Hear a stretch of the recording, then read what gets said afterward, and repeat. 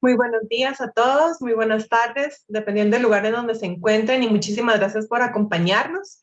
Mi nombre es María José González Bernat, yo soy científica senior del programa de ecosistemas de la Asociación Interamericana para la Defensa del Ambiente, y le damos la bienvenida a este webinar que llamamos Minería Oceánica bajo la lupa.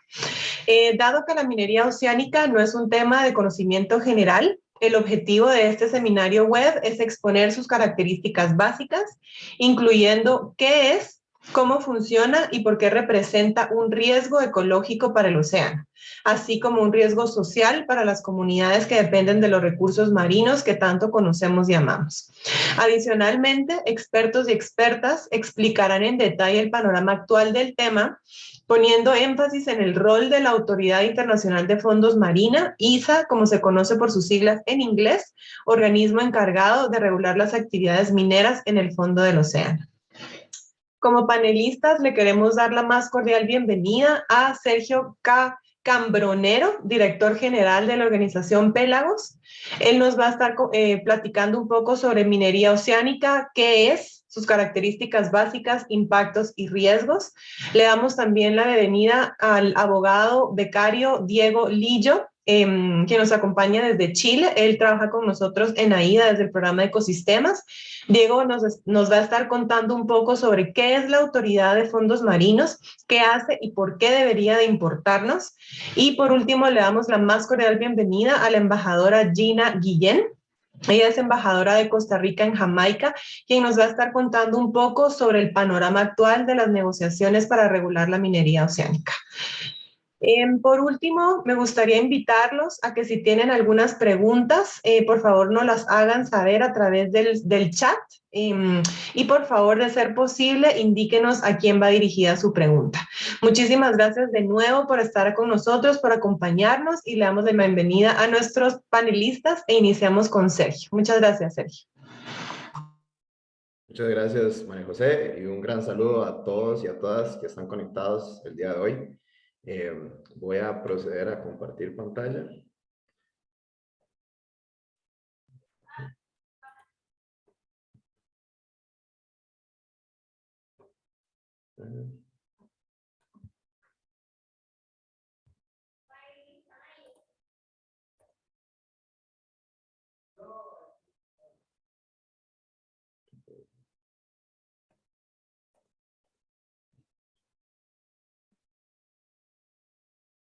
Listo.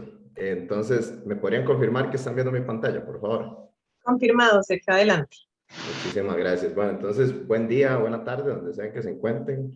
Mi nombre es Sergio Cambronero, como ya lo indicó María José, y primeramente agradecerles por la invitación especial a AIDA, y agradecerle a mis colegas Diego y Gina, que también van a estar conversando sobre este tema tan importante. Yo trabajo como profesor asociado en la Universidad Nacional de Costa Rica, en el Departamento de Física, específicamente en la parte de oceanografía, y también trabajo el tema de aguas profundas en conjunto con mi organización que se llama Colectivo Internacional Pélagos Oceanos, y asimismo soy parte de un grupo internacional que se llama DOSI, o el Deep Ocean Stewardship Initiative. Esta presentación de hoy vamos a hablar brevemente, ¿verdad?, sobre qué es la minería oceánica, no solamente la minería como tal, sino cuáles son, ¿verdad?, estos ambientes de profundidad que tenemos, ¿verdad?, en este caso como objetivo y que pudiesen verse afectados por esta actividad. Muy importante, y digo, hago la salvedad, esto es una presentación que es adaptada a una presentación que tengo en conjunto junto con mis colegas, la doctora Diva Mon y Mayla Guillén. Entonces, para dar inicio, les voy a mostrar este gráfico en donde se puede apreciar cuál es la cobertura, ¿verdad?, o el área de la Tierra, de la superficie terrestre, y como pueden ver el planeta, ¿verdad? Aquí ustedes pueden ver el área o la cobertura de los diferentes países, y como ven, gran parte de este círculo que representa el área del planeta es de color celeste, lo cual representa el océano. Ahora, dentro de este círculo, como pueden ver, estos son aguas territoriales, lo que quiere decir que son aguas que están dentro de la jurisdicción de los países, y este gran porcentaje, que es un 43%, son lo que se le conoce como aguas internacionales, ¿verdad?, que son aguas que están fuera de la jurisdicción de los países. Estas aguas internacionales, tanto a nivel superficial como a nivel tridimensional, o sea, hablando a nivel de los diferentes niveles de profundidad, todo está regulado bajo un marco internacional que se creó hace años y que estoy seguro que mis compañeros Gina y Diego les van a comentar más adelante, pero solamente para mencionarlos que está pues dentro de este marco regulatorio que se llama la Ley del Mar o el UNCLOS. Esto es un esquema básicamente de qué es este marco regulatorio, ¿verdad? O básicamente qué es lo que ve UNCLOS. Entonces, toda esta porción que está aquí a mano derecha, que dice el High Seas, es las aguas internacionales y que usualmente, como les comento, son áreas pues, remotas y no solamente es contemplar que, ¿verdad? Que la superficie del mar está bajo como lo que se conoce como aguas internacionales, sino que también el lecho marino, que es lo que se conoce como el área o la zona. Entonces, esto es un gráfico, ¿verdad? Que hace alusión un poco al conocimiento que tenemos sobre estas regiones. Entonces, esto es una imagen muy famosa, ¿verdad? Hay un náufrago, entonces dice día 44, el náufrago está en una isla y considera que está solo, ¿verdad? Que no hay nada alrededor. Y nosotros solíamos pensar que todo esto, ¿verdad? Que está aquí era vacío. Sin embargo, ahora con la tecnología podemos darnos cuenta de que actualmente es todo un campo de exploración, ¿verdad? No solo a nivel de exploración natural, sino también a nivel de exploración arqueológica y demás. Y bueno, que definitivamente hay todo un mundo por debajo de la superficie del océano. Entonces, en este mapa podemos apreciar es un mapa que colorea según la elevación ¿verdad? De la Tierra. Y en color azul oscuro pueden ver todas las regiones del planeta que están consideradas como aguas profundas, que son todas las regiones por debajo de los 200 metros de profundidad. Entonces, como pueden ver, es gran parte del océano. Ahora, ¿qué conocimientos tenemos sobre estas áreas, verdad? Entonces, ha sido una evolución muy interesante, ya que ha habido un gran avance desde las primeras expediciones que sucedieron hace 150 años atrás, y en donde los científicos y científicas a bordo pues tenían este tipo de herramientas, ¿verdad? Muy rudimentarias, y sin embargo, en muy corto tiempo hemos avanzado a tecnologías muchísimo más novedosas y avanzadas, y tenemos este tipo de barcos de investigación, ¿verdad? Que son bastante novedosos con los mejores equipos, lo cual nos permite obtener mejor información, más detallada, y asimismo, inclusive, pues, de la mano de la tecnología y la robótica, ya somos capaces de poder también estar ahí a través de submarinos o bien robots que son operados de manera remota. Gracias a esto hemos podido obtener imágenes más detalladas del fondo marino y por ende poder saber qué son los recursos que están ahí abajo. Entonces, usualmente nosotros antes pensábamos de que, ¿verdad? El océano profundo era un desierto. Nosotros pensábamos que se veía más o menos de esta forma, pero realmente con el pasar del tiempo nos damos cuenta que las aguas profundas realmente no es un desierto, sino que es un ambiente que al igual como podemos hacer la diferenciación de diferentes biotopos en tierra, podemos hacer lo mismo en aguas profundas. Entonces, aquí les muestro como una analogía, ¿verdad? Uno con una simple imagen puede decir en un bosque, ¿verdad? Cuáles son las diferentes zonas de ese bosque, y lo mismo puede o pasa en aguas profundas, ¿verdad? Que tienen diferentes ecosistemas y diferentes comunidades biológicas. Esto es un diagrama que es como la forma más común de dividir el océano a nivel tridimensional. Y entonces, como pueden ver, tenemos diferentes zonas dependiendo de la profundidad y al mismo tiempo dependiendo de la penetración de la luz. Entonces, esto es nada más como para mostrarles, no voy a entrar en detalle, pero tenemos que las aguas profundas llegan hasta, ¿verdad?, el punto más profundo del planeta Tierra, en el Challenger Deep, en la fosa de las Marianas, llega inclusive hasta casi 11 kilómetros de profundidad.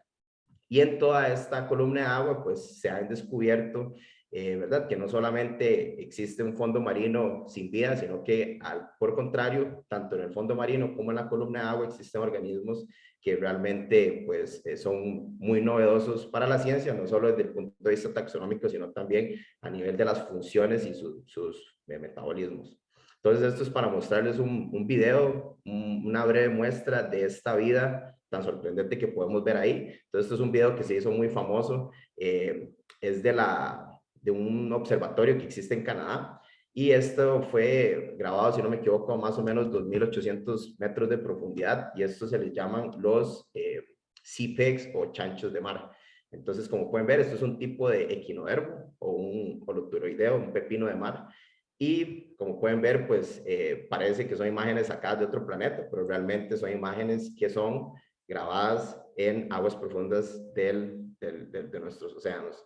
Entonces, se los digo a modo personal, particularmente esto ha sido lo que ha dirigido mi interés, ¿verdad? Personal, hacia estudiar estos ecosistemas, y al mismo tiempo creo que lo que nos une aquí, ¿verdad? De cómo podemos preservar y estudiar mejor estas criaturas y todos estos seres vivos antes de que sean impactadas por nuestras actividades.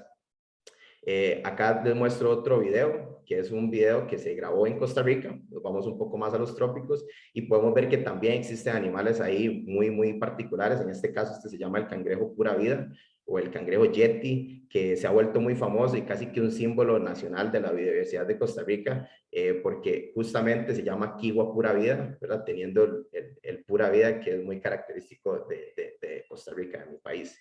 Y estos particularmente fueron grabados alrededor de emisarios de metano.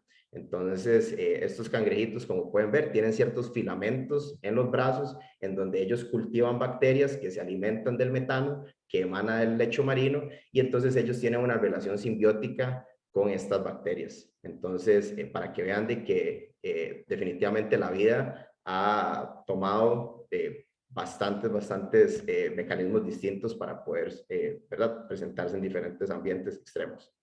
Entonces, la tecnología, podemos hablar de que nos ha ayudado muchísimo a comprender y a entender qué es lo que hay en las aguas profundas, de que hay una gran variedad de ambientes. Entonces, tenemos los montes submarinos, como este video que tienen en la esquina superior izquierda, en donde vemos, ¿verdad?, no solamente organismos sésiles, sino también megafauna como tiburones. A mano derecha, en la esquina superior derecha, podemos ver también otro tipo de ambientes recientemente descubiertos en las últimas décadas, que se les llama los subbrines, que son lagunas que están en aguas profundas con condiciones de hipersalinidad. Al mismo tiempo, tenemos en la esquina en la esquina inferior izquierda, agregaciones de pulpos que se han descubierto fuera de la costa de Costa Rica, fuera de la costa de California, en donde los pulpos se congregan alrededor de sitios en donde el agua emana un poco más caliente que en sus alrededores, y por lo tanto utilizan estos sitios para fines reproductivos. Y asimismo, como esta otra imagen que pueden ver acá, también la tecnología no solo nos ayuda a explorar los ambientes, sino que también a entender cómo se comunican estos animales, y muchas veces a través de la bioluminiscencia.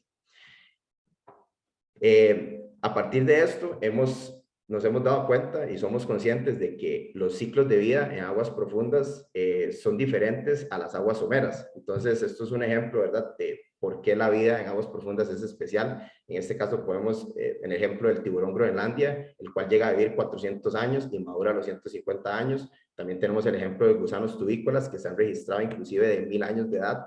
Y hay diferentes tipos de organismos también sésiles, como los corales dorados, los corales negros, que pueden llegar a vivir hasta casi 5000 años. Y impresionantemente también otros seres como las esponjas, que se han datado, llegan inclusive a vivir hasta 11000 años. Entonces vemos de que realmente son organismos que han estado ahí, ¿verdad?, durante muchísimo tiempo, y eso es importante a la hora de manejar estos ecosistemas, ¿verdad?, estos ambientes. Entonces podemos hablar que las aguas profundas representan el mayor ecosistema del planeta.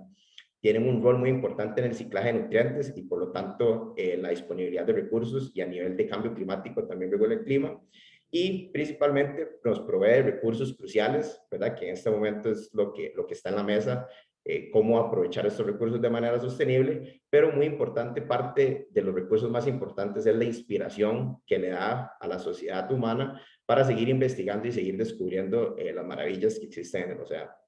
Entonces, esto es un esquema tomado de esta autora, Ramírez Loder, en donde podemos ver diferentes aspectos de cómo es que utiliza el ser humano, ¿verdad?, las aguas profundas o los ecosistemas de profundidad. Entonces, podemos ver de que hay diferentes usos, tanto a nivel de desechos, ¿verdad? Utilizamos muchas veces las aguas profundas como un sitio de desecho. Asimismo, también ha habido un abordaje desde el punto de la explotación, y muy importante también, ¿verdad?, estos servicios ecosistémicos que ofrecen las aguas profundas también recalan a nivel de la regulación del clima, como les mencionaba anteriormente. Ahora, para hablar ya en detalle de qué es la minería oceánica como tal, como ustedes pueden ver aquí, estos son, una de tantas fotografías que hay disponibles en la web de los instrumentos o de las máquinas que se utilizarían, ¿verdad? Para llevar a cabo esta actividad. ¿Y para qué principalmente? Bueno, aquí justamente hay unos pequeños diagramas que muestran qué es lo que queremos obtener de estos minerales y principalmente es para poder alimentar o tener materia prima para las energías renovables, para los dispositivos celulares y para las baterías de autos eléctricos. Entonces, ¿de dónde vienen estos minerales, verdad? ¿Y qué son estos minerales en sí? Bueno, hay tres tipos de yacimientos minerales principales. Tenemos los nódulos polimetálicos, que usualmente tienen diferentes tipos de metales, principalmente en el caso de los nódulos, níquel, cobalto, cobre y manganeso. Y estos nódulos polimetálicos son piedras, ¿verdad? O formaciones geológicas del tamaño como de una papa, por decirlo así. Asimismo, tenemos lo que se le llaman sulfuros polimetálicos, que vienen de sitios donde han habido ventanas o ventanilas hidrotermales, ya sean activas o inactivas, y estos tienen igual otra serie de minerales que son críticos para toda la revolución verde que se está dando hoy en día. Y por último, tenemos las cortezas ricas en cobalto y ferromanganeso, que se encuentran en los montes submarinos. Entonces, ¿cómo se van a extraer o cómo se está planteando que se extraigan, que se exploten estos recursos? Bueno, a través de operaciones que se llevan en barcos, ¿verdad? Bastante grandes y donde aquí tenemos un esquema que lo tomé de una publicación de la Universidad de la UNAM en México, en donde nos muestra básicamente cómo sería esta extracción. Entonces tenemos, ¿verdad? El colector, el vehículo colector que va a recolectar, valga la redundancia, los minerales desde el fondo marino. Esto va a ascender hasta el barco. Aquí se va a dar un procesamiento y ese procesamiento luego genera cierto desecho, que ese desecho luego regresa al agua y es parte de las grandes preocupaciones que se tienen hoy en día, ¿verdad? De qué va a pasar con esa pluma de sedimentos de desechos. Entonces, para mencionarles de manera muy breve, esto es básicamente un mapa en donde se muestran los diferentes tipos de minerales que hay a nivel mundial. Entonces, no voy a invertir mucho tiempo en esto, pero sí me parece importante que lo conversemos acá y que lo ubiquemos geográficamente. Como pueden ver, en color verde tenemos los diferentes tipos por ejemplo, en estos parches verdes tenemos los yacimientos de nódulos polimetálicos. Los círculos verdes denotan yacimientos de cortezas ricas en cobalto y los que vienen en color rojo son yacimientos de sulfuros polimetálicos que usualmente están asociados a dorsales y a ventanilas hidrotermales.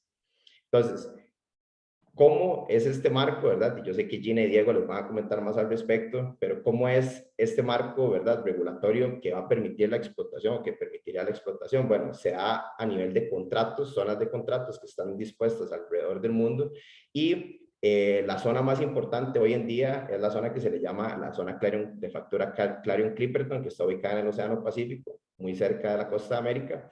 Y como pueden ver, esto es un esquema de todas esas zonas de contrato y otras cosas que tal vez, bueno, después podemos comentarlas, que cada una tiene ¿verdad? Su empresa específica o país específico que quiere explotar. Entonces, en estos nódulos polimetálicos no solo existen los minerales, sino que también hay vida asociada y esto es muy importante de tenerlo en cuenta porque no solamente es el mineral que se está extrayendo, sino que también estamos pues generando un impacto en todo el ecosistema.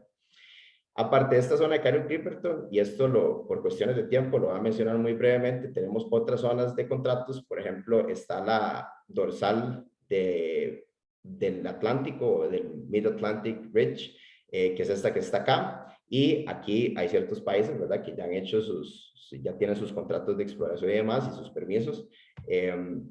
Asimismo, tenemos otra gran área de exploración, que se llama el área de Rio Grande Rice, que esto está como offshore de la costa de Brasil. Y aquí lo que tenemos son cortezas de cobalto, montes submarinos principalmente, y donde se han descubierto jardines de esponjas que antes no se sabía que existían y por labores de exploración, pues los colegas de Brasil nos han comentado de que ha habido un gran descubrimiento, ¿verdad?, de diferentes ecosistemas que ellos ni siquiera sabían que existían. Asimismo, tenemos zonas de contrato en el Océano Índico, ¿verdad? Como estas que están por acá. Y ahí principalmente lo que se está también pues dirigiendo específicamente es a el objetivo de montes submarinos. Y finalmente tenemos la zona del Pacífico Oeste, donde también hay montes submarinos, ¿verdad? Y diferentes tipos de yacimientos y más o menos de esta forma se ve esa disposición. Después ustedes van a poder ver estas presentaciones más en detalle y van a poder tal vez ver los diferentes países que han, ¿verdad?, clamado sobre estos diferentes territorios. Ahora, ¿qué es el impacto que puede tener esta actividad como tal? Bueno, ya hablamos un poco de la pluma de sedimento de desechos, que es lo que más preocupa, pero aquí también importante es ver de que hay un impacto tridimensional que depende mucho de los regímenes y las condiciones oceanográficas locales y regionales. Cosas que realmente no hay, en muchos casos, línea base de conocimiento y por lo tanto no hay una certeza como tal de saber y medir ese impacto. Ahora, lo que sí sabemos es que puede haber una afectación a nivel de la columna vertical, ¿verdad? En organismos planctónicos como el zooplancton, que son los que llevan a cabo lo que se le llama la bomba biológica de carbono. Y al mismo tiempo eso puede tener un impacto en las pesquerías comerciales, principalmente en la zona del Pacífico. Sabemos que hay una gran explotación y aprovechamiento del atún y esto pudiese ser inclusive, pues, pudiese repercutir en eso. Ahora, como pueden ver, esta pluma de sedimentos de desechos no solo va a ser sedimento como tal, sino también esto va a contener metales pesados, lo cual puede ser también tener un efecto de toxicidad sobre los organismos.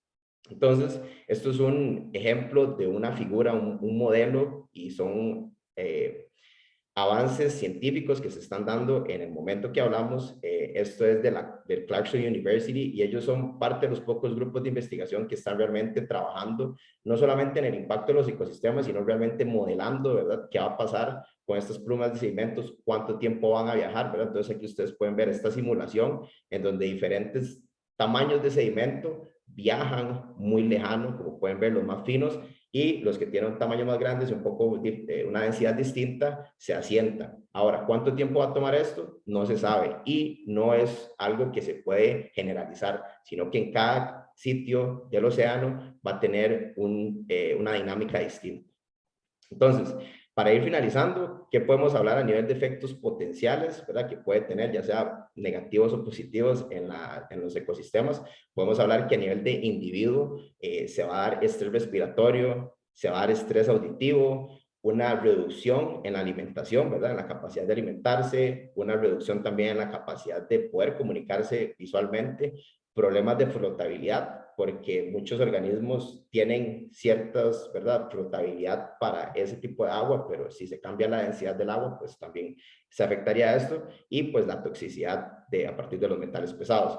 A nivel de población, podemos tener cambios en la composición de las comunidades, migración, altas mortalidades y principalmente reducción en la resiliencia de esas poblaciones, queriendo decir de que pudiesen llegar a un peligro de extinción inclusive. Y a nivel ecosistema, ¿verdad?, más regional, como les comentaba anteriormente, hay una gran preocupación de que pueden haber impactos en pesquerías, asimismo contaminación de productos pesqueros que al fin y al cabo son de consumo humano, y también afectarían los servicios ecosistémicos, principalmente el transporte de carbono, como les comentaba anteriormente, y pues claramente la reducción de la biodiversidad, lo cual es definitivamente un impacto bastante notorio.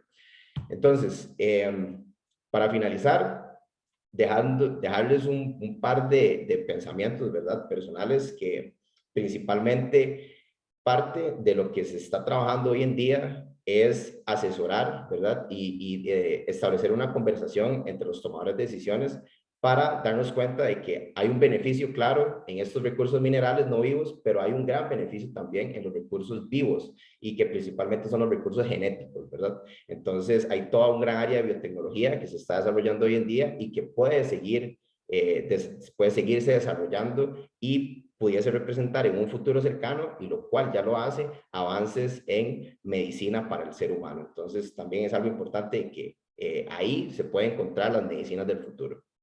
Y esto es un ejemplo de un experimento que se hizo, de hecho, afuera de las costas de Perú, en conjunto con un grupo alemán, uno de los pocos experimentos que se han hecho con alto monitoreo, con un monitoreo a largo plazo, Y este fue un experimento que se hizo en donde se simuló lo que pudiese ser el impacto de la minería y al fin y al cabo regresaron años después, 30 o 40 años después, y vieron de que efectivamente el ecosistema no se ha recuperado. Entonces ustedes aquí pueden ver por donde pasó la rastra, aquí están los nódulos sin tocar y se ve que después de varias décadas no ha habido signos de recuperación. Ahora, finalmente, y esto es algo que, bueno, yo lo estuve conversando la vez pasada con la colega Gina, hay una conexión intrínseca de lo que pudiese suceder en la zona Clarion-Clipperton con las dinámicas oceanográficas que existen en América, en el Océano Pacífico. Entonces, esto es nada más un pequeño ejemplo de un artículo que se publicó recientemente por colegas alemanes, en donde ellos acaban de comprobar por primera vez en la historia, y esto salió hace meses, de hecho que no está publicado, de que existe una conexión oceanográfica entre la zona Clarion-Clipperton y todos los sistemas que están en el Océano Pacífico Tropical Oriental. Entonces, principalmente, ¿qué quiere decir? Todos los afloramientos que se dan en la costa de América Central, la zona mínima de oxígeno y todos estos remolinos que se dan en las costas, influye la zona Clarion-Clipperton. Ahora, ¿qué tanto podría influir la zona Clarion-Clipperton lo que pasa en la costa? No se sabe. Y entonces justamente ahí es donde estamos tratando de seguir desarrollando ciencia para poder tomar las decisiones de manera informada. Y pues por cuestiones de tiempo tenía un video, pero no lo voy a presentar. Pero pues nada más agradecerles de nuevo el espacio a Aida, a Gina y a Diego por la invitación, a María José. Y pues si tuviesen alguna pregunta, algún comentario, pues aquí estoy a disposición. Muchísimas gracias. No, muchísimas gracias, Sergio. La verdad que creo que nos dejas a todos con ganas de más videos como esos, ganas de conocer muchísimo más el ecosistema realmente y sabemos que es súper interesante y así que muchísimas gracias por tu tiempo. Solo quisiera resaltar varias cositas que desafortunadamente conocemos muy poco sobre los ecosistemas de los fondos oceánicos y de los impactos reales que ocasionaría la minería, ¿verdad? La minería de fondos. A pesar de que se cree que esto podría estimular la economía, creo que es importante resaltar varias de las amenazas que acabas de mencionar, como pero sobre todo también a comunidades locales, que realmente, como dices, desconocemos los impactos que va a tener esto en las zonas de nuestros países y es donde realmente tenemos que estar más informados, más preocupados por cómo se están dando las negociaciones y sobre este tema, ¿verdad? Entonces, para resaltar algunos, se puede dar intromisión extranjera por parte de las empresas, disrupción cultural, distribución desigual de las riquezas, pérdidas de acceso a zonas de caza y alteraciones de la distribución y migración de especies de importancia comercial y ecológica, y por supuesto la pesca, ¿verdad? La cantidad y la calidad de pesca se puede ver muy afectada para muchas comunidades y personas que dependen de estos recursos. Y entre los impactos ecológicos, aumento del material particulado en la columna de agua, mortalidad de organismos que ni siquiera conocemos, entonces que es importante resaltar esa parte, destrucción de hábitats, bacterias y virus desconocidos que nos pueden afectar a corto y largo plazo. Entonces creo que es importante resaltar que estos entornos son únicos, que son el 43% de nuestros ecosistemas del planeta, entonces que es importante protegerlos y conocerlos, ¿verdad? Así que de nuevo, muchas gracias, Sergio. Tenemos muchas felicitaciones para ti, para tu presentación en el chat, así que te las comento. Y por favor, le damos el espacio ahorita a nuestro abogado Diego, quien nos va a estar contando un poquito sobre la ISA, sobre qué es, qué hace y por qué debería importarnos. Así que muchísimas gracias, Diego. Te dejo el espacio.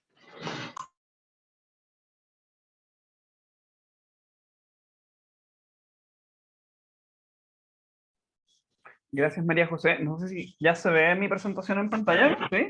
Sí, Diego, todo bien. Muchísimas gracias.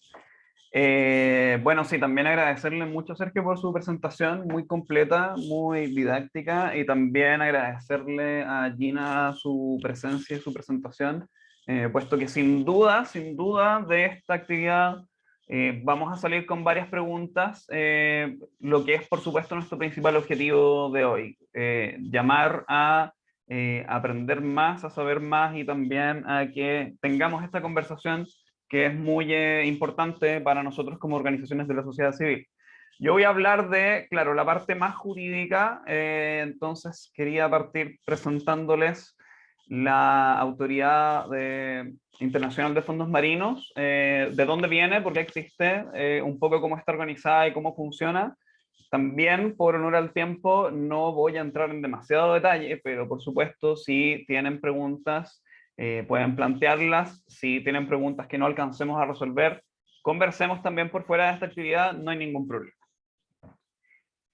Como sabemos, quienes estamos familiarizados con el derecho internacional y el derecho internacional relacionado a la protección ambiental también, la CONVEMAR es un instrumento muy importante que en general lo hemos caracterizado por su importancia en relación a la regulación de los mares territoriales, que sin duda es una de las grandes funciones que cumple, pero también tiene dos funciones, o sea, tiene una función de regulación de bienes comunes, que en el caso del océano es también sumamente crucial, como es el alta mar, ¿cierto? Las actividades de navegación, pesca en parámetros generales, y también esta actividad que es un poco menos conocida, ¿cierto? Que es la que se ejecuta en la denominada la zona. La propia CONVEMAR define entonces a el fondo marino que está situado más allá de la jurisdicción de los estados como un patrimonio común de la humanidad. Le da este nombre la zona. Cuando estemos hablando de la zona, estamos hablando de los fondos oceánicos más allá de las jurisdicciones nacionales. Y detrás del concepto de patrimonio común de la humanidad, que es un concepto muy importante que tener en cuenta para todo lo que vamos a hablar el día de hoy, es que, como su sentido natural lo indica, pertenece a toda la humanidad y en orden a eso es que debe ser gestionada en beneficio de la humanidad toda. Esto, el problema de gobernanza que plantea este modelo es sumamente complicado de resolver. Es probablemente, si es que están familiarizados con la tragedia de los comunes, es probablemente un ejemplo muy paradigmático de la tragedia de los comunes, donde está la alternativa de la no regulación, ¿cierto? Y la alternativa de la regulación significa que, como en el alta mar, los estados y los interesados podrían acudir a explotar libremente el fondo marino, con todas las dificultades, además, científicas que explicó Sergio antes que yo. De modo que efectivamente el modelo de la ISA es un modelo que es necesario, perdón, la ISA, que es la Autoridad Internacional del Fondo Marino, por sus siglas en inglés. La ISA en la CONVEMAR, por lo menos, sabemos, hay unas líneas bastante generales, pero también de bastante detalle de cómo opera, cuáles son sus límites, sobre todo. Es un órgano que componen todos los estados partes de la CONVEMAR y que tiene el objetivo de organizar y controlar las actividades sobre los recursos de la zona. En cuanto a eso se refieren a los usos extractivos de los recursos de la zona, no así los usos no extractivos, que también tienen un régimen similar al de la alta mar, que es más bien de libre uso. Me refiero, por ejemplo, a la investigación científica, a la instalación de tuberías, de cableado, qué sé yo. La ISA no se dedica a eso. La competencia de la ISA son los fines extractivos y eso tiene que ver efectivamente con la minería. Entre el año 82 y el año 90 hubo un porcentaje muy bajito de adhesión a la CONVEMAR y esto gatilló al seno de la Secretaría General de la ONU la necesidad de revisarla prácticamente de inmediato. O sea, esta es una revisión de un instrumento internacional gigante, o sea, de nivel ONU, ¿cierto? Que sucedió muy rápido, producto de que la adhesión fue muy lenta y fue muy difícil.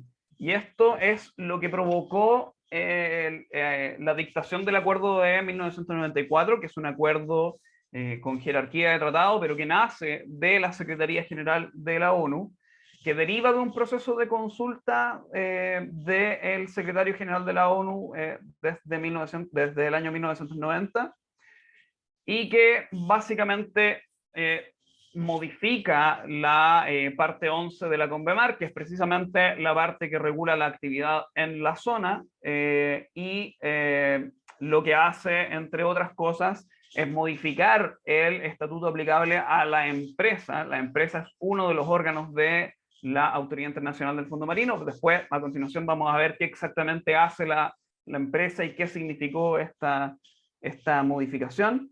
Y quizás lo más importante que hace este acuerdo de 1994 para efectos de la contingencia actual es que introduce la regla de 2 años, a la cual también me voy a referir un poquito más adelante, pero la regla de 2 años es precisamente la que nos tiene en el nivel de urgencia en el que estamos frente al avance o al posible avance de la actividad de explotación del fondo marino.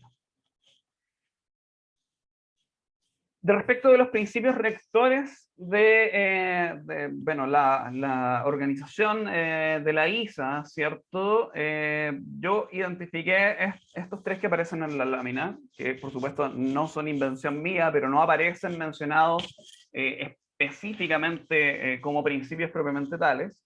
Pero el primero, por supuesto, que es el patrimonio común de la humanidad, del cual ya hablé un poquito, que tiene que ver con principalmente un mecanismo de distribución equitativa de los beneficios financieros y de otro tipo de beneficios económicos derivados de la actividad en la zona. Entonces, lo que se hace en la zona se supone que va en beneficio de toda la humanidad, y ese beneficio también tiene que estar representado en una repartición equitativa, digo, de aquello, bueno, lo que se obtiene, ¿cierto? En términos de beneficio posterior.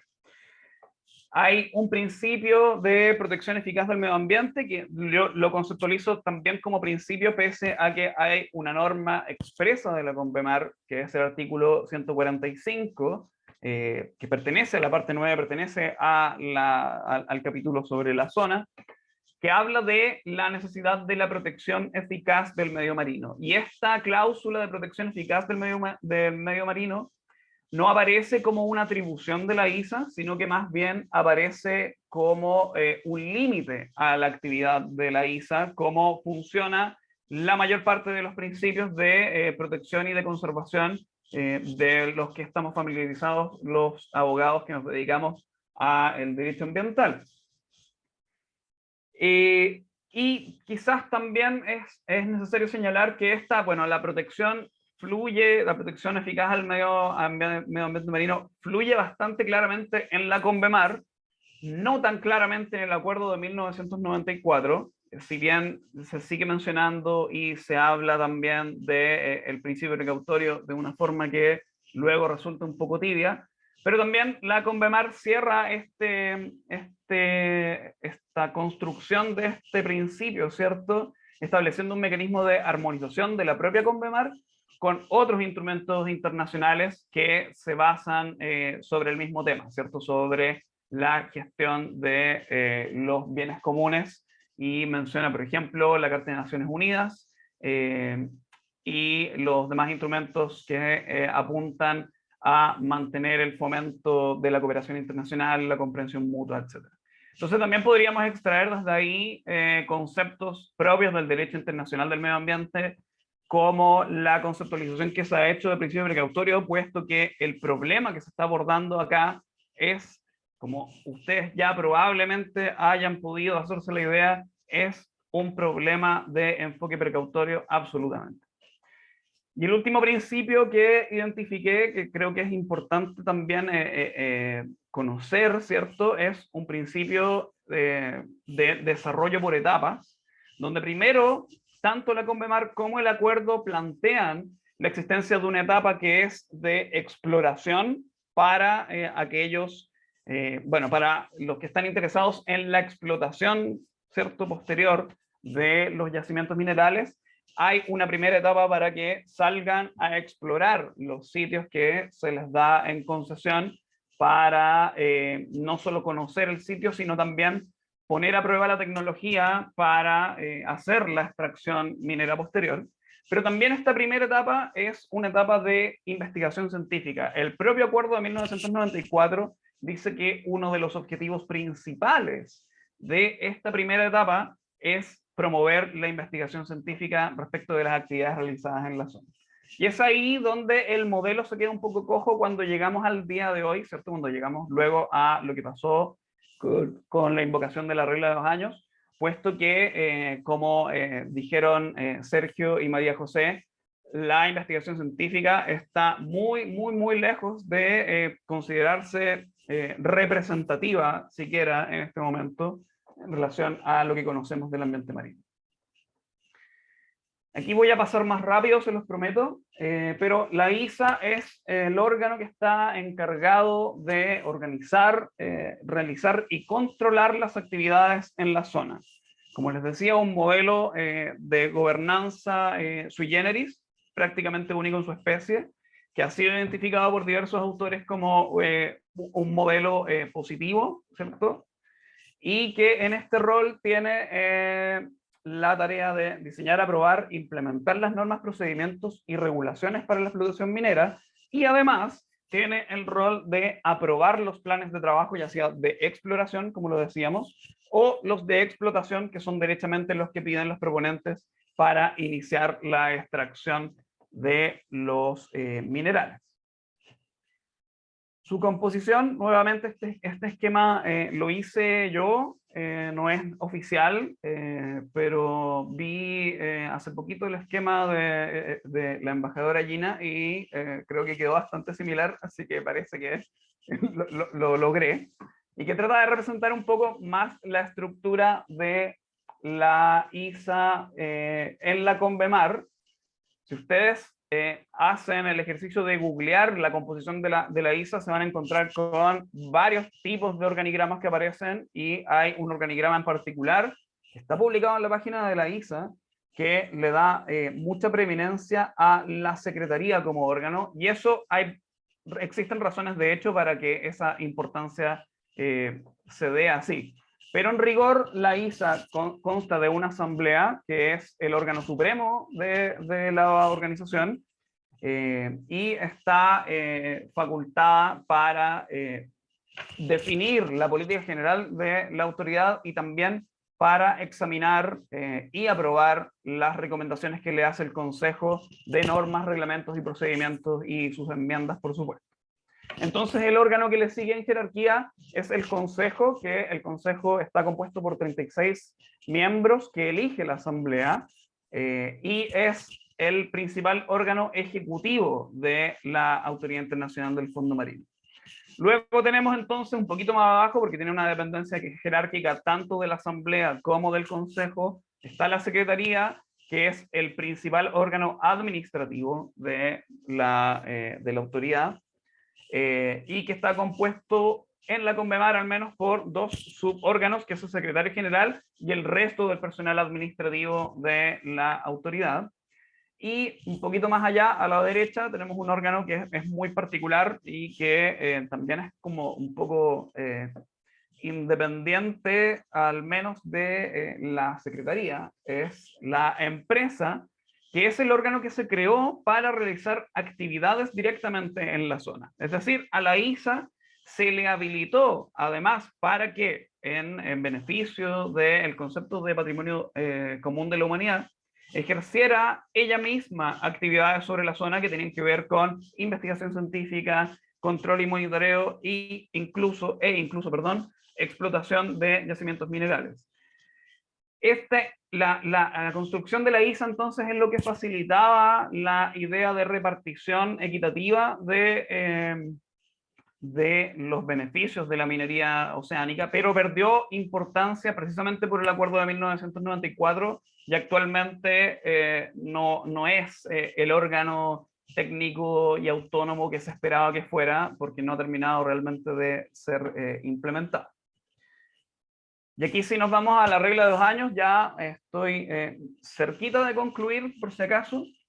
La regla de 2 años, que es una disposición que aparece en el acuerdo de 1994, que señala que si un estado de los estados partes pide al resto del Consejo, ¿cierto?, que se adopten las normas, reglamentos y procedimientos necesarios para iniciar la explotación, el Consejo deberá hacerlo dentro del plazo de 2 años siguientes a esa petición. En junio de 2021 y formalmente en julio de 2021, el estado de Nauru, en Oceanía, activó esta regla de 2 años e hizo entonces la petición de que el Consejo terminara el diseño de la normativa que está actualmente discutiendo, que se le conoce como Código Minero. Y el contexto creo que también vale la pena mencionarlo, puesto que la razón de por qué no se había avanzado en la aprobación de esta normativa más bien tenía que ver con la situación de la pandemia global que con un verdadero obstáculo del avance de las negociaciones. Entonces, un poco, al menos nosotros vemos que existió una especie de aprovechamiento de este momento histórico particular para activar la regla de 2 años y obligar entonces tanto al Consejo como a todos los Estados miembros a activar entonces a la vez este estado de alerta que nos tiene en esta incertidumbre frente a lo que queda de aquí a julio del próximo año. El Código Minero, aquí esta lámina es rápida porque es el conjunto de regulaciones efectivamente de lo que estamos hablando, de las regulaciones, procedimientos y normativas que están dirigidas a facilitar la explotación de los yacimientos minerales submarinos y establece, entre otras cosas por supuesto, pero quizás con mayor importancia, establece un sistema de evaluación de los impactos ambientales, de monitoreo y de respuesta a las emergencias ambientales. Insisto, entre otras cosas. AIDA desde el año pasado se encuentra coordinando un grupo de trabajo de organizaciones latinoamericanas en torno al tema de minería oceánica y el principal trabajo que nos embarcamos en esta primera parte de este año 2022 fue examinar el código minero entre todas las organizaciones que componen este grupo de trabajo para recibir comentarios desde sus ámbitos de expertise, por supuesto. Y encontramos algunas cosas que también fueron compartidas en la negociación por varios de los estados que estaban asistiendo. De hecho, Costa Rica fue uno de ellos y por eso es que vamos a tener el honor de que Gina nos cuente un poco más en detalle de cómo se ha desenvuelto eso. Pero en particular, hay serios problemas con el enfoque precautorio. El enfoque precautorio, o más bien el principio precautorio, sale mencionado una vez, pero no forma parte estructural de la forma en cómo se toman las decisiones, ni tampoco en la forma de cómo se evalúan los planes de trabajo de explotación, lo cual es un problema gigantesco, puesto que el asunto que está tratando de resolverse, la compatibilidad entre esta actividad extractiva y el desconocimiento que tenemos de los ecosistemas marinos, es un problema precautorio. Sin embargo, la importancia del enfoque precautorio es bajísima.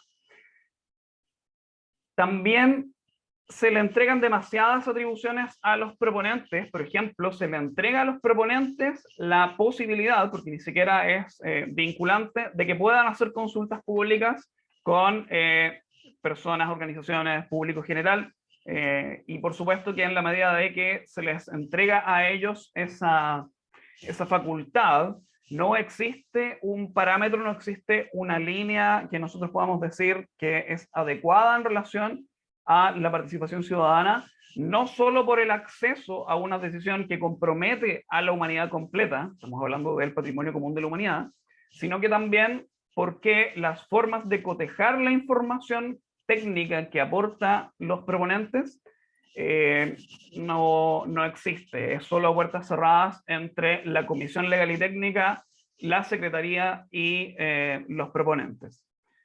Lo mismo redunda en la parte de transparencia y acceso. La información, el tratamiento de la información favorece la confidencialidad, cuestión que es totalmente contraria a los principios de transparencia más modernos, ¿cierto?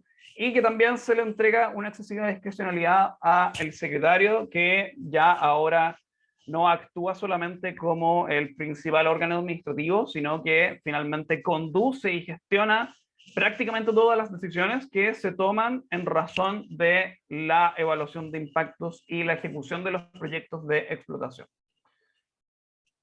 ¿Qué viene a continuación? Esto lo voy a dejar solo enunciado. Ahora tenemos que identificar si es que se va a cumplir con el plazo de 2 años o no. Para que sepan, el incumplimiento del plazo de 2 años no está expresamente regulado ni por la CONVEMAR ni por el acuerdo, de modo que la comunidad internacional está en este momento también discutiendo de qué pasa si es que este plazo no se cumple. Sin embargo, lo que sí hemos identificado es que la regla de 2 años toca a el Consejo y no toca a la Asamblea, de modo que la Asamblea conserva sus poderes y sus atribuciones de forma más o menos inalterable.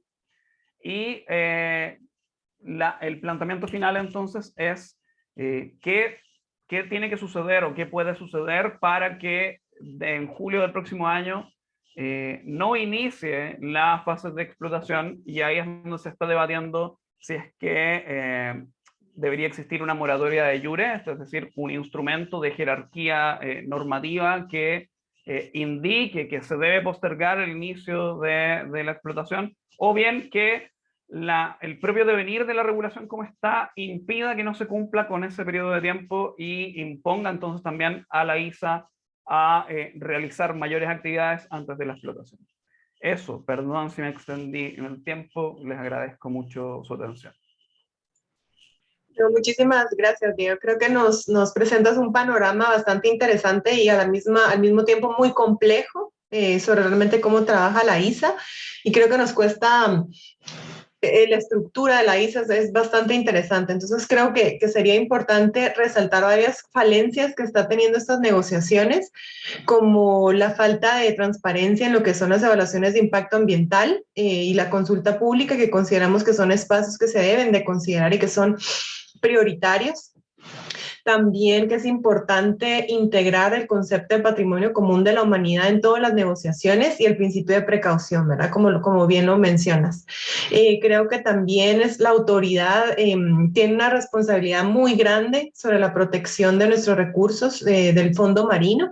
Entonces deberíamos estar prestando mucha atención a las medidas de prevención y mitigación utilizando estos enfoques, ¿verdad? Tanto el precautorio como el adaptativo, y que también creo que deberíamos de colaborar con otros organismos internacionales para todo eso que se está discutiendo a nivel internacional, ¿verdad? Así que muchísimas gracias. Creo que eso nos da un preámbulo muy interesante y muy bueno para la presentación de la embajadora Gina Guillén, quien nos va a estar comentando un poco sobre el panorama actual de las negociaciones. Así que Gina, por favor, el espacio es tuyo y te invitamos a que compartas tu pantalla. Muchísimas gracias.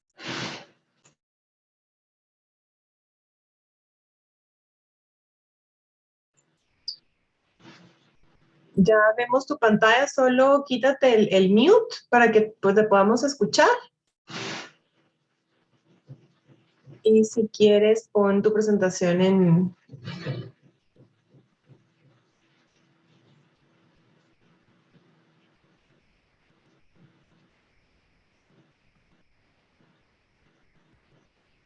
Listo, Gina.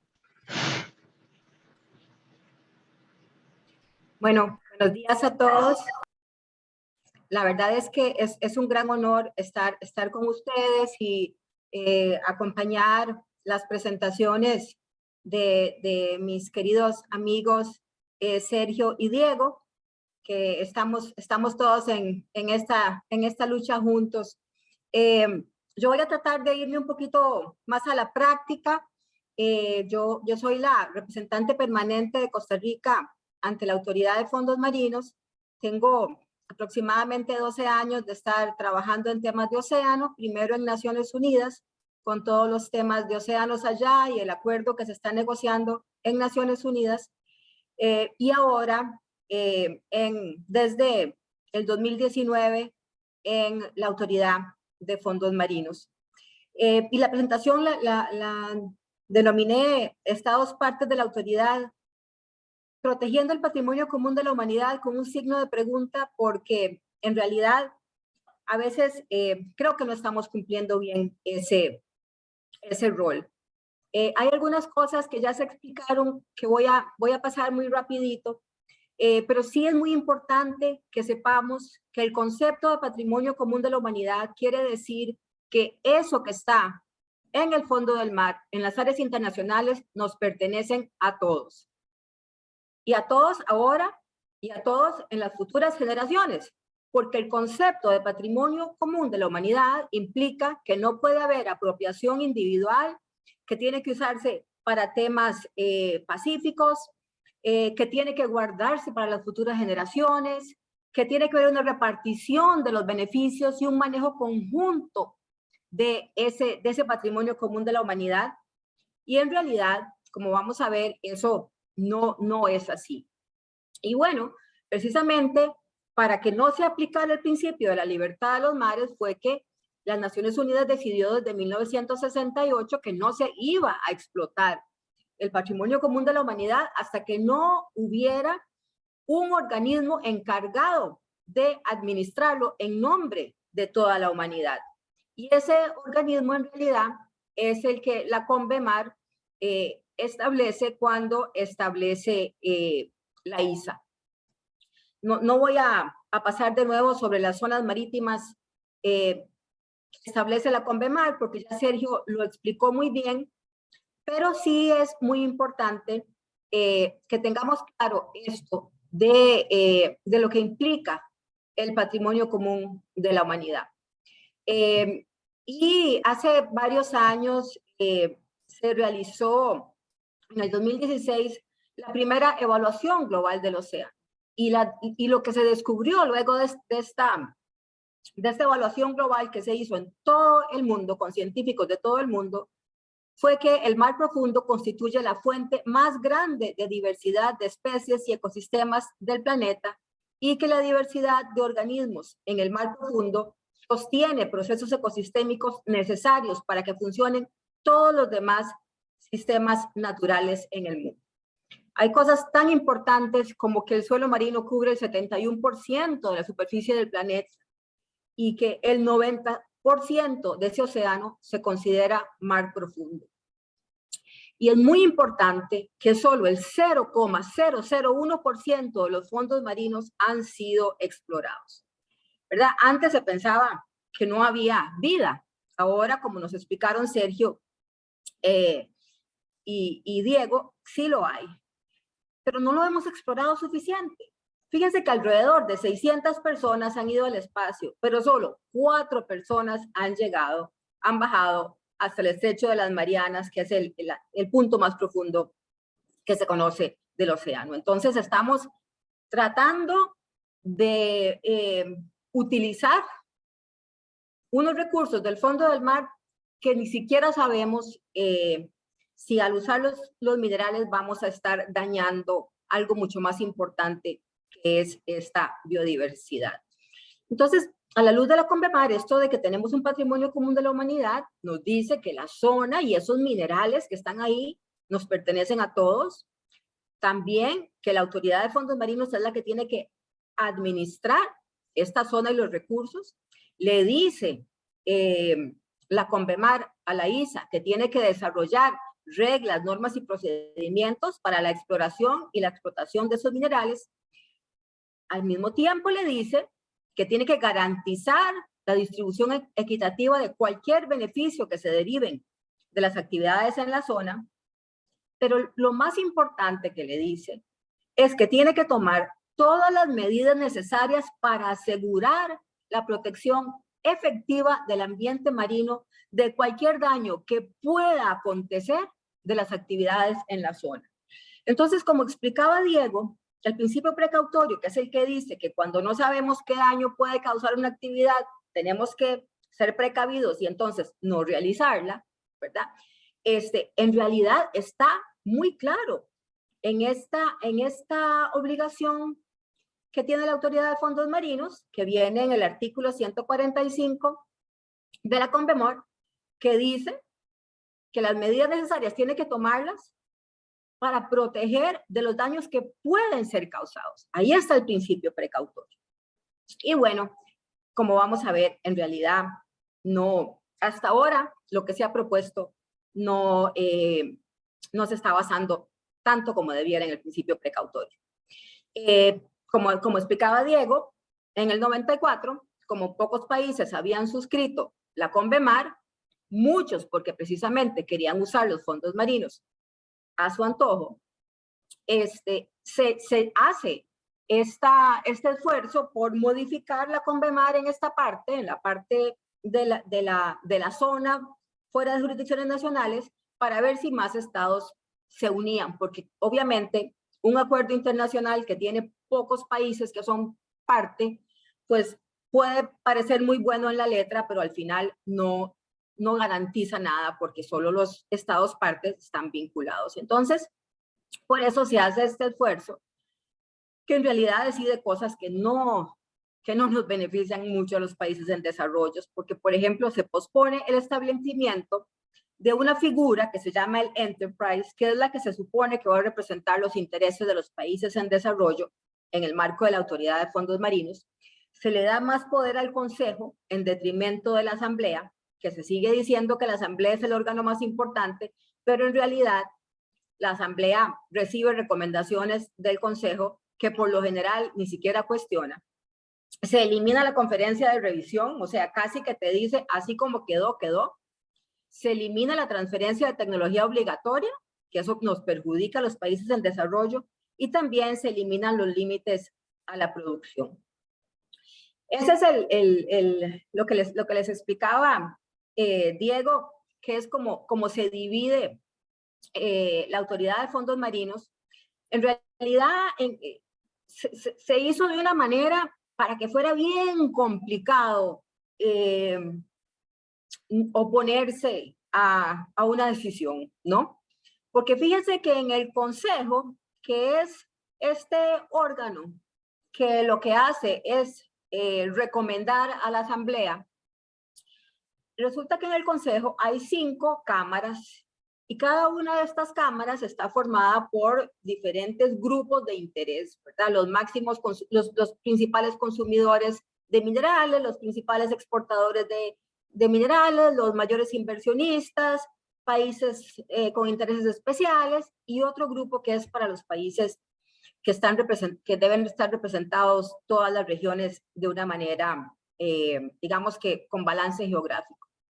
Pero fíjense que para que se llegue a un acuerdo, tiene que haber acuerdo por parte de 2/3 partes de cada uno de estos subgrupos que hay en el Consejo. Entonces, todo esto hace que tenemos que tener mucho cuidado y tenemos que estar trabajando muy alertas porque las cosas que el Consejo adopta verdaderamente son difíciles de echar para atrás cuando hay una recomendación del Consejo. Y entonces, bueno, ya vimos las funciones de la ISA, no voy a repetirlas más, pero sí quería reiterar que las obligaciones que tiene la ISA en relación con el ambiente son muy fuertes, son muy claras, ¿verdad? La Convemar le da la responsabilidad amplísima en materia de medio ambiente, que comprende el mandato de establecer las normas, reglamentos y procedimientos para prevenir, reducir y controlar la contaminación del medio marino y para proteger y conservar los recursos naturales de la zona y prevenir daños a la flora y fauna marinos. En ningún momento la Convemar dice tiene que haber un balance entre lo que protege y los derechos a extraer los minerales. En ningún momento lo dice así la Convemar. La obligación de proteger es una obligación absoluta. Sin embargo, si ustedes van a una reunión de fondos marinos, van a oír a muchísimos países, no de nuestra región, por dicha, pero de otras, en que lo que dicen es repetir lo que el secretario general de la Nación, de la ISA ha tratado de vender a los países y al mundo, ¿no? Que es que lo que tenemos que lograr es un balance entre el derecho a explotar y el deber de proteger. Y eso no es así. Costa Rica lo ha dicho muy claramente, igual que otros países como Chile, como Bélgica, como España, bueno, son varios los países que hemos dicho, no, un momentito. O sea, hay una expectativa de derecho de minería, pero la obligación de proteger No es una expectativa de derecho, es una obligación que tenemos que cumplir todos. Y eso no todos lo dicen, y eso es algo que los países en desarrollo y los países como los de la región latinoamericana, que siempre somos los que más nos preocupamos por el tema del ambiente, deberíamos de estar alzando nuestra voz en ese sentido. Bueno, estos son los que pretenden ser las estrellas del show, ¿verdad? Los 3 tipos de minerales, ya los explicó Sergio, no los voy a volver a explicar yo. Pero bueno, lo importante es que tienen níquel, cobre, cobalto, hierro, metales raros, vanadio, zinc, plomo, un poco de oro y plata, etcétera. Entonces, claro que eso va a generar mucha riqueza para las empresas sobre todo para las empresas que los exploten. Pero bueno, ¿cuánto daño y cuánto más estaríamos perdiendo? Eso es lo que tenemos que poner en la balanza. Y los minerales están en esos 3 diferentes medios marinos, como explicó Sergio, que cada uno tiene diferentes ecosistemas y diferente biodiversidad que se vería afectada. Ya se acordaron regulaciones para la exploración, pero ahora entonces pues, es diferente lo que estamos queriendo hacer, ¿verdad? Para la exploración ya hay un sistema de contratos. No voy a explicar mucho cómo funciona porque no quiero retrasarme mucho en esto. Tengo otras cosas más importantes que contarles, pero sí es importante saber que a la fecha hay 31 contratos de exploración que todos ellos tienen la expectativa de poder explotar en el futuro. Y ahí está la distribución de donde están los minerales. Y tampoco voy a entrar más en eso. Este es el borrador de las regulaciones para la explotación. Este es un borrador de marzo del 2019 que en realidad se supone que preparado por la Comisión Técnica Jurídica, que es el órgano que pertenece al Consejo, donde hay representantes de todas las regiones que a título personal revisan y dan recomendaciones para la adopción del Consejo. El asunto también acá es que en muchas etapas hay falta de transparencia y esta Comisión Técnico Jurídica, que es la que se supone que tiene que preparar estos documentos, en realidad no los prepara, ¿verdad? Por lo general lo que hacen es que se contrata a alguien que los prepara y la Comisión Técnico Jurídica los revisa. Y hasta la fecha, el procedimiento para escoger a quién se contrata para hacer eso es bastante, ¿cómo lo pudiera decir? No es que no hay manera bonita de decirlo, no es transparente. Muchas veces lo que nos hemos dado cuenta es que han sido contratados personas muy cercanas al secretario general que hacen este primer borrador y obviamente los miembros de la Comisión Técnico Jurídica, que en muchos casos no tienen conocimientos tan específicos, tan especializados, pues, y tienen que resolver en poco tiempo que apoyan, pues muchas veces apoyan esto que ha sido presentado por alguien más y nos encontramos con documentos que en realidad lo que tienen como prioridad no es definitivamente la efectiva protección del ambiente marino. Por eso es muy importante que los países, cuando propongamos candidatos para que sean parte del Comité Técnico Jurídico, propongamos candidatos con buenos atestados y experiencia, ¿verdad? Porque muchos países quieren tener un representante y yo soy diplomática y yo creo que los diplomáticos cumplimos una función relevante, pero muchas veces lo que necesitamos tener ahí no es un diplomático, ¿verdad? Muchas veces lo que necesitamos tener ahí es o un abogado internacionalista con experiencia, o un geólogo, o un oceanógrafo, o un biólogo marino, que cuando le llegue un documento como este, ¿verdad? Aparte de poder decir, ay, sí, está muy largo, vamos a ver, ¿verdad? Que pueda de verdad decir, no, y aquí es donde está el principio precautorio.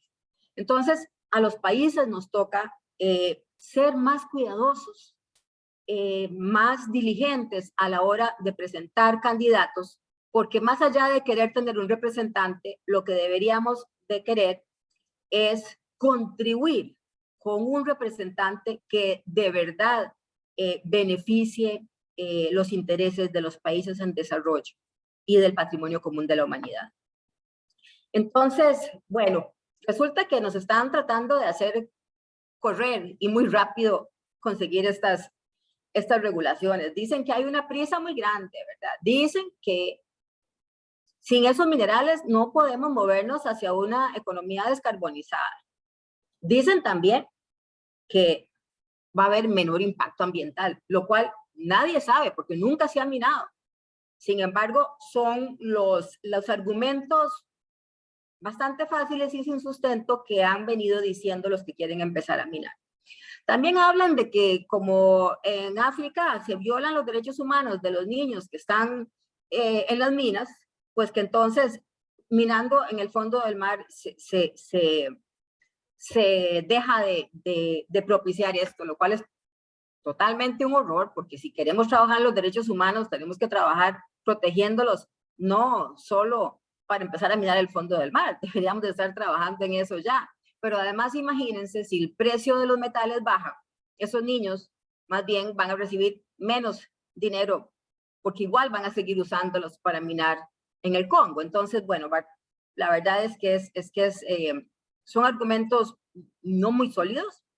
Y también hablan de que próximamente vencen los contratos de exploración. De hecho, este año vencieron 7 y que entonces ya hay que empezar a minar. La verdad es que no es así, porque esos contratos pueden extenderse, como decidimos este año extender esos 7 contratos. Hay varios temas importantes, ¿verdad? Que les he estado mencionando, ¿verdad? Como que la importancia de que tengamos salvaguardas ambientales que garanticen la efectiva protección del ambiente marino, ¿verdad? Los principios precautorio y ecosistémico. También que haya transparencia en el proceso. Y también que logremos un mecanismo financiero y un esquema de distribución de beneficios que sea justo y equitativo para que de alguna manera justifique, aunque es injustificable, pero que de alguna manera por lo menos podamos decir, ok, estamos menoscabando el patrimonio común de la humanidad por algo. Para adelantar en estas negociaciones, se acordó trabajar en temas por grupos liderados por un representante de cada región. Eso se empezó justito ahora en febrero. Entonces, se eligieron a países que son los que, bueno, no a países, pero a personas de ciertos países que son los que están como facilitando la negociación. Fiji, la doctora Tanga de Fiji es la que está facilitando los temas ambientales. En Nigeria, la embajadora de Nigeria en Jamaica está facilitando el de cumplimiento, seguimiento y aplicación. Y Costa Rica y Chile, tengo la enorme suerte de trabajarlo con Chile, que además de ser uno de los países campeones en la promoción de los temas de sostenibilidad y transparencia, la embajadora es una diplomática fantástica, muy comprometida, y entonces tengo el honor de que ella y yo somos las facilitadoras por parte del grupo de asuntos institucionales. Bueno, hay muchos temas ambientales importantes por incluir. Por ejemplo, hay que incluir medidas contra el cambio climático. Resulta que hay solo una mención del cambio climático en todas las regulaciones. Ahí hubo algunas propuestas que presentamos a algunos países, entre ellos Costa Rica, pero todavía no se han incluido. También hay temas muy importantes, como que el borrador de las regulaciones habla de que tiene que protegerse el ambiente solo de daños graves. Y en realidad, ¿quién va a decir cuándo un daño es grave, verdad? Y eso va en contra de lo que dice el artículo 145 que les contaba, que dice que hay que proteger de cualquier posible daño, ¿verdad? O posible efecto dañino, dice.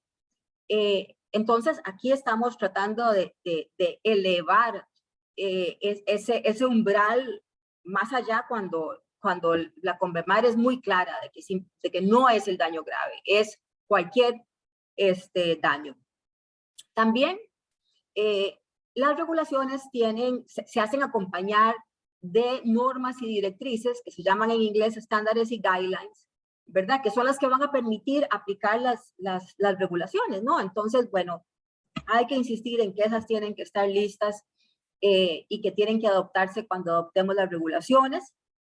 También es importante promover los planes de manejo regional ambiental marino, que tenga que existir un plan de manejo regional ambiental marino, que son medidas, son herramientas de manejo de una zona que permite establecer medidas de protección dependiendo de lo que se encuentre en cada zona. Digamos, si hay animales, si hay animales marinos que migran por esa zona en cierta parte del año, pues entonces saber que habrá una prohibición de mirar en esa parte del año. Si hay alguna especie endémica, pues entonces en esa zona no, etcétera. Entonces todo eso tiene que estar establecido antes, así como también necesitamos un proceso muy claro y detallado para los estudios de impacto ambiental.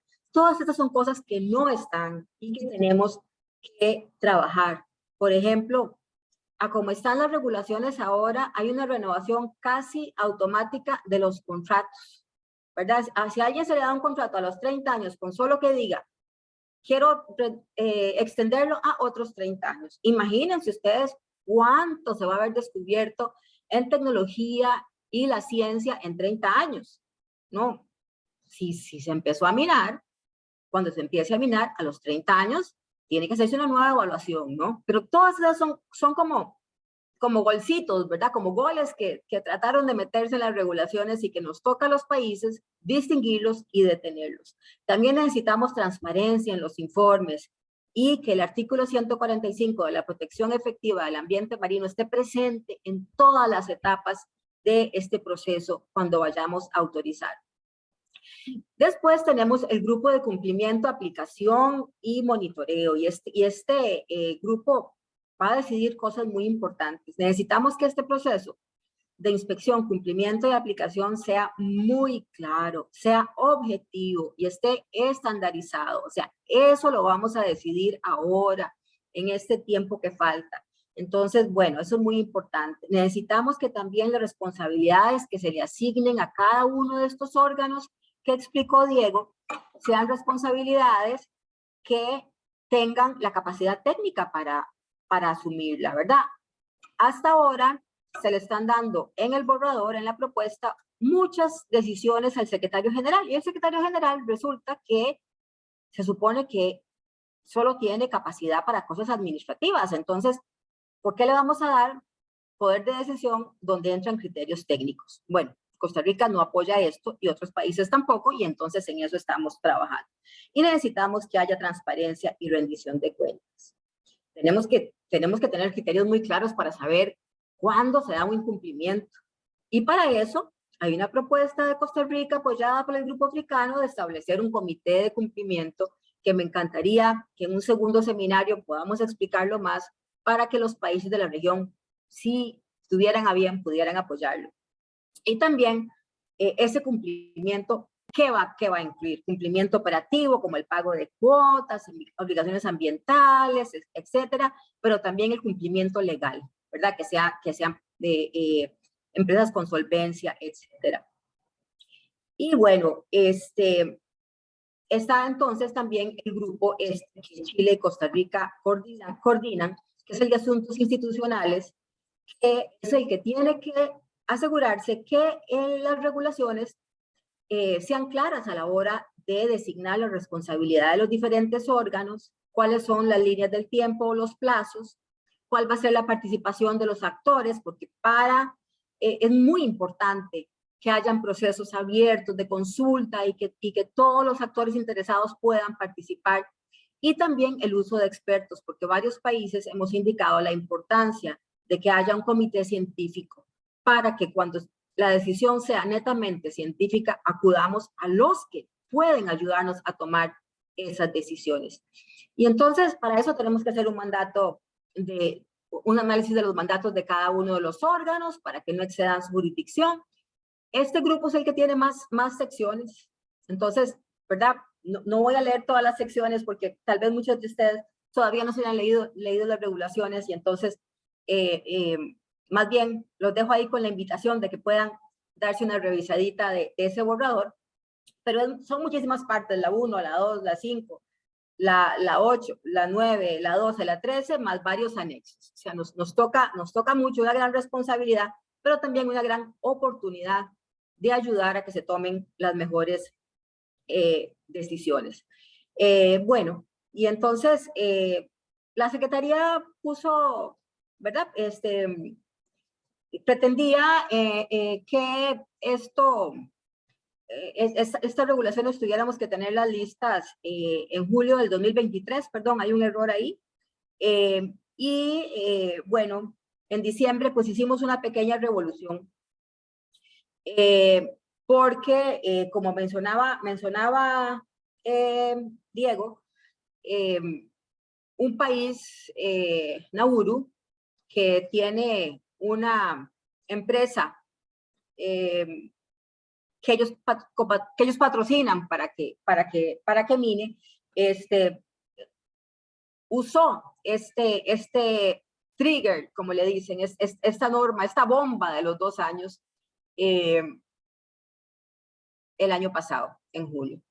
Y eso lo hizo, en realidad, una empresa, ¿verdad? O sea, lo hizo Nauru, pero motivado por una empresa que es la que quiere empezar a minar. Es una empresa que se llamaba Deep Green, ahora se convirtieron en una, como dicen en Estados Unidos, una empresa pública, ¿verdad? Están en la bolsa y entonces para atraer inversionistas, prometieron en marzo del 2021 iniciar la minería en el 2023. Prometen también tener ganancias por 26 billones de dólares para el 2026. Y bueno, ya desde hace mucho el CEO de esta empresa, Deep Green, habían avisado que ellos iban a usar eso de los 2 años si no nos apurábamos a terminar las negociaciones. Eso, ¿verdad? Nosotros nos preocupó muchísimo, pero bueno, ellos de todas maneras lo hicieron y bueno, Nauru hizo este trigger. Además lo usaron mal, porque cuando se negoció el trigger era, este artículo era, si en algún momento había como un estancamiento en las negociaciones, entonces se podía usar ese trigger, ese artículo de 2 años. Eso no se estaba dando, pero sin embargo, así lo usó Nauru. Sé que estamos muy cortos de tiempo, entonces voy a apurarme todavía más, pero quiero mencionarles esto. Todos los estados parte fueron invitados para mandar propuestas sobre el texto de las regulaciones hasta el 30 de abril. No muchos lo hicieron. De nuestra región, la verdad es que pocos. Entonces, sería tan bueno que nuestra región se involucrara más y pudiera mandar propuestas. Costa Rica está en la mejor disposición de los que quieran estar más al día, reunirse con nosotros les contamos lo que está pasando, pero necesitamos que nuestra región tenga una voz más fuerte. No solo los miembros del Consejo pueden participar en las reuniones del Consejo, cualquier estado parte puede estar ahí, puede tomar la palabra. Es muy importante que las voces de la región se escuchen. Es muy importante que en estas negociaciones todos los países de la región en las próximas de julio estén ahí y que se aseguren de que ningún órgano se le den funciones que no le corresponden. Sería muy importante lograr también algo que pusimos sobre la mesa, que es que ese mecanismo financiero que va a decir cuánta plata le toca a los países cuando se empiece a minar, consideren el daño ambiental, la pérdida de biodiversidad y de los servicios ecosistémicos en cualquier fórmula, porque la fórmula que está presentando ahora, que es algo que hecho por el secretario general, es una fórmula que empieza partiendo de cuánto necesitan ganar los contratistas. Y eso no debe ser si estamos hablando del patrimonio común de la humanidad.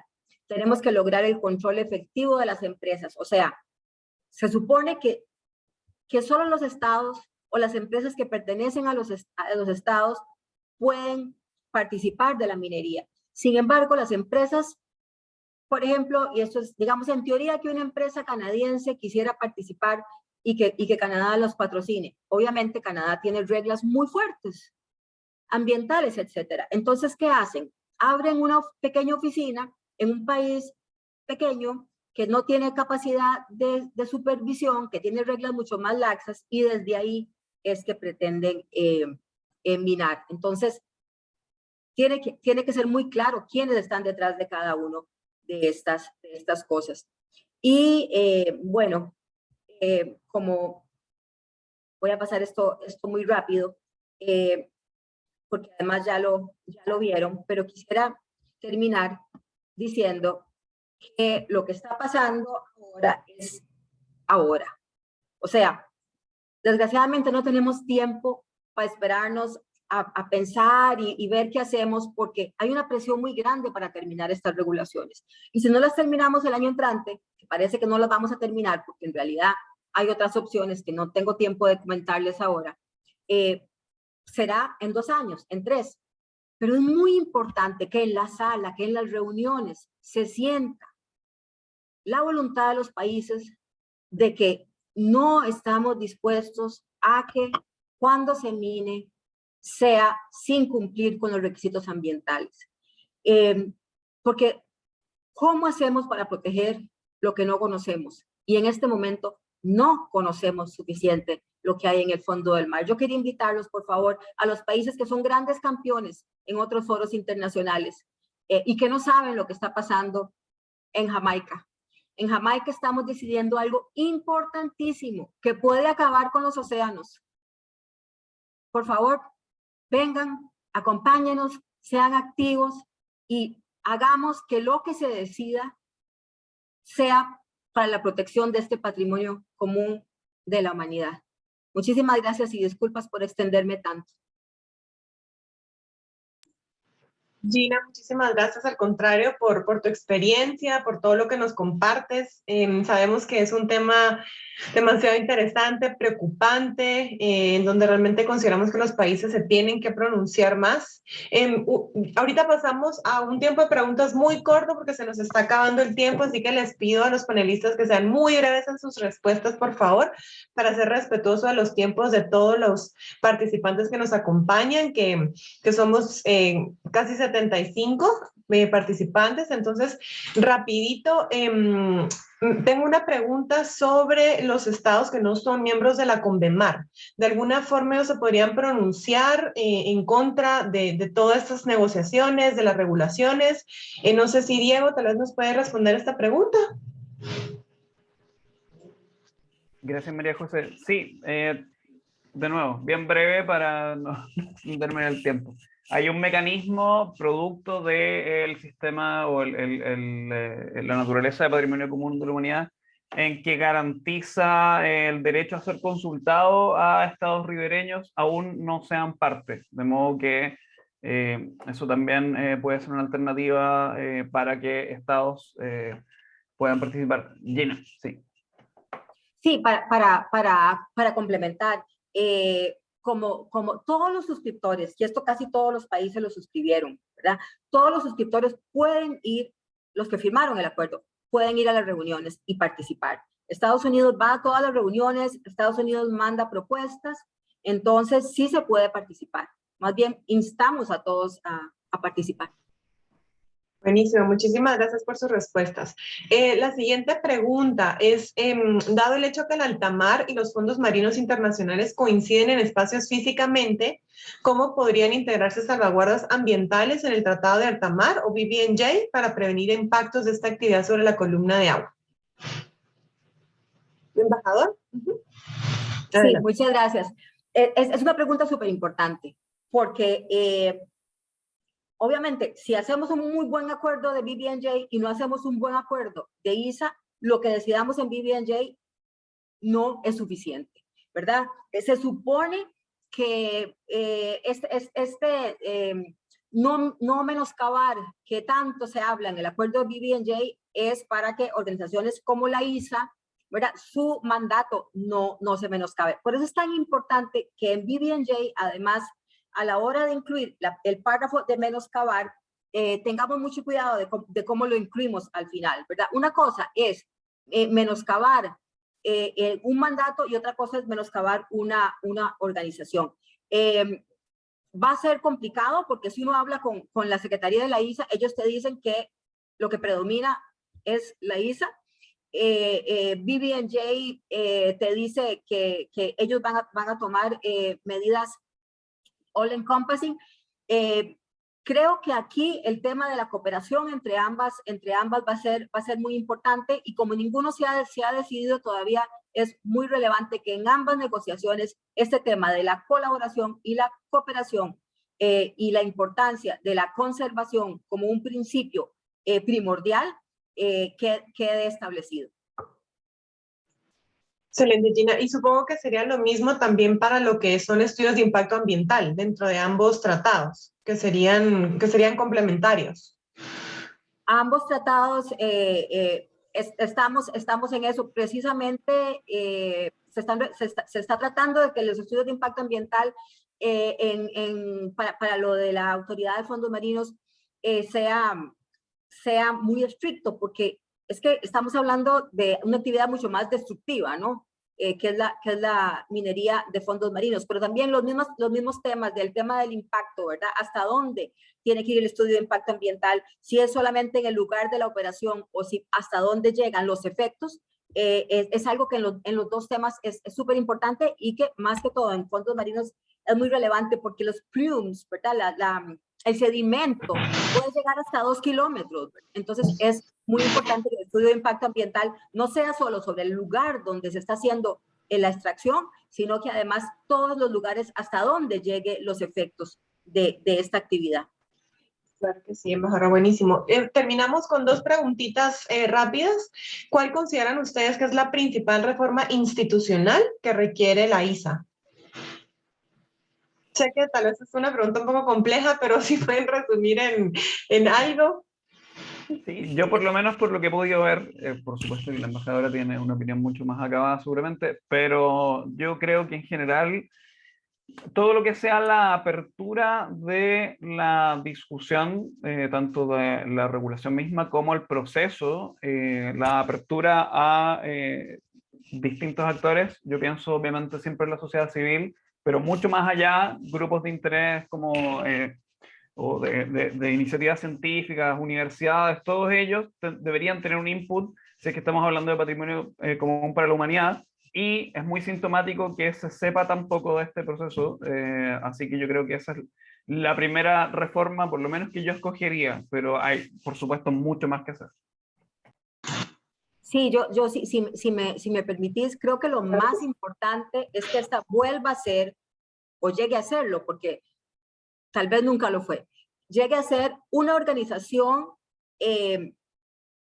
movida por los estados, que los estados nos empoderemos, que tomemos nosotros las decisiones, que esto que ha pasado hasta ahora, de que la Secretaría presenta las cosas y los estados no cuestionan, deje de suceder. Y para eso hay que involucrarse, y para eso hay que ir a Jamaica, y para eso tenemos que de verdad conocer lo que está pasando y empoderarnos ya, y que la Secretaría cumpla su rol administrativo solamente, que es lo que le corresponde.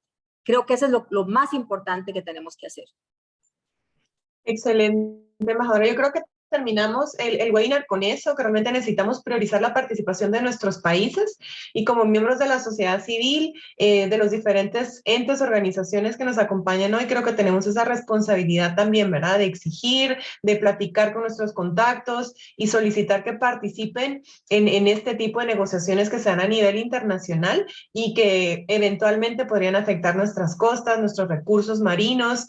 Entonces, buenísimo. Creo que ahí terminamos el webinar. webinar. Les reitero a todos los participantes que las presentaciones se las vamos a compartir al final. En estos días les llegará un correo con las presentaciones.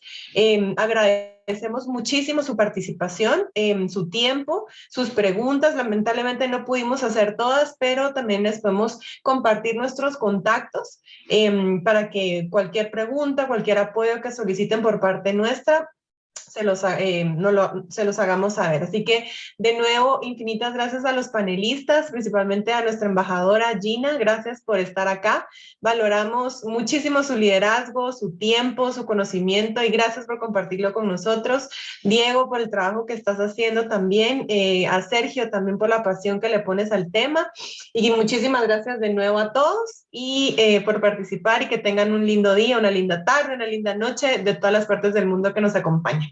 Muchísimas gracias y damos por finalizado el webinar. Hasta luego. Muchas gracias, que estén muy bien.